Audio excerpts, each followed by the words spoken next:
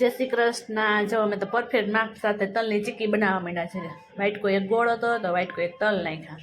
Perfect mark સાથે મસ્ત મજાની અમે તલ સાંકળી બનાવી। મકર સંક્રાંતિની તૈયારી હાલે છે। સરસ એકદમ મસ્ત બની કડકડી તમે જોઈ શકો છો। તમે પણ ટ્રાય કરી છે। કોને કોને તલ સાંકળી ઘરે બની આવી છે એ કોમેન્ટમાં કરવાનું ન ભૂલતા। અને પછી અમે ખાટલી બાંધવાની ખાટલી બાંધી કેમ કે પગલું સણી બનાવું તો 2 હંસવાળું તો બેન ખાટલી બાંધવા માંડી। આ બેનને ફોન આપ્યો કે ફોન ન આપીએ તો પછી અમને કામ કરવા ન દે। પછી ઘરમાં જો હોલમાં બંને જો આટલું બધા રમકડા રમી કરીને રમતા હતા। કોઈ બિલ્ડિંગ બનાવે, કોઈ કપડાં રાખવાનો કબાટ બનાવે। પછી સાંજે ડિનરમાં અમે તો સરસ મજાના સેવ ટમેટાનું શાક ને પરોઠા બનાવ્યા હતા। બધા ડિનર કરવા બેસી ગયા।